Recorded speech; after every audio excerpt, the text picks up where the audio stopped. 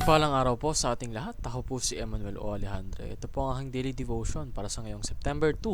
For today, we are going to talk about how we should trust in God's power, no? Makikita po natin ito sa Nehemiah chapter 9 verse 6 na nagsasabing, "You alone are the Lord. You made the heavens, even the highest heavens, and all their starry host, and the earth and all that is on it, the seas and all that is in them. You give life to everything, and the multitudes of heaven worship you." Sa Tagalog, ikaw lang po ang Panginoon. Ginawa niyo ang kalangitan, ang lupa, ang dagat at ang lahat ng mga naroroon. Binigyan niyo po ng buhay ang lahat ng inyong nilikha at sinasamba kayo ng mga anghel sa langit. So, this verse talks about the greatness of God. Yung kanyang creation. Tayo.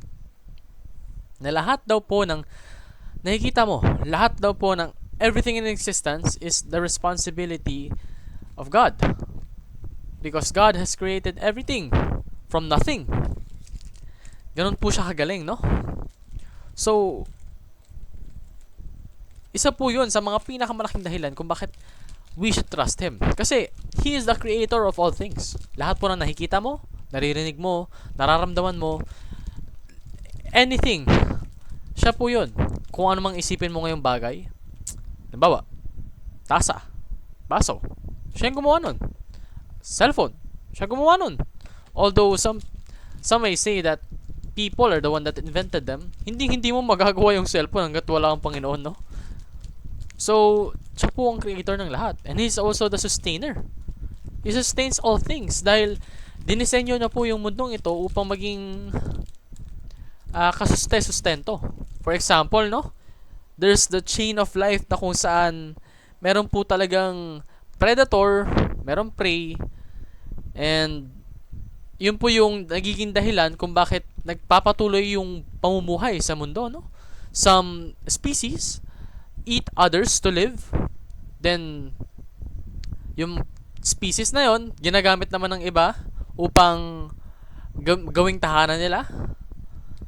Basta talagang harmonious yung relationship ng lahat ng creation dito, because that's how God intended it to be, so that we will be sustainable.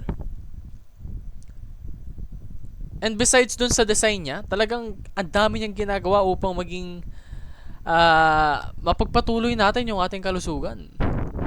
Ever remember a situation wherein talagang hirap na hirap ka dahil sa sakit mo, pero nagpray ka na lang bigla, naalala mo yung Panginoon, naalala mo yung promise niya sa'yo, and you diligently pray for the cure towards your suffering, bigla na lang naglalaho,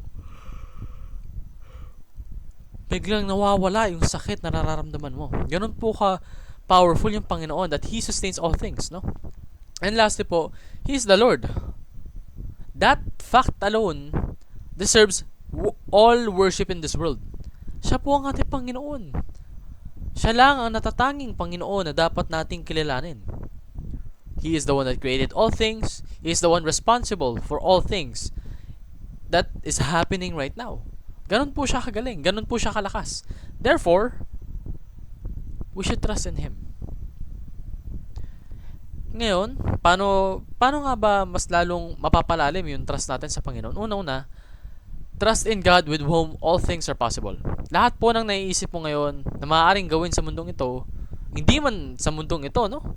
Even past that, lahat po yan kayang-kayang maging posible kapag nagtitiwala tayo sa Panginoon. Pangalawa, trust in God who sustains all things.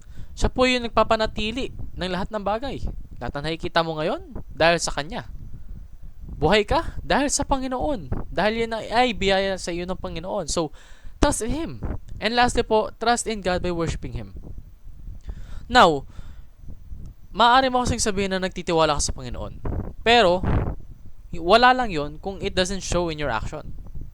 Paano nga ba ma-show in your action, no? You should worship Him. Lahat ng ginagawa mo sa buhay, lahat ng desisyon mo, alalahanin mo na para yun sa Panginoon. Maglaan ka ng oras upang manampalataya at makipag-usap sa ating Diyos. And in that way, we will worship Him, no? And we will trust Him. So yun lamang po. Maraming salamat po sa pakikinig.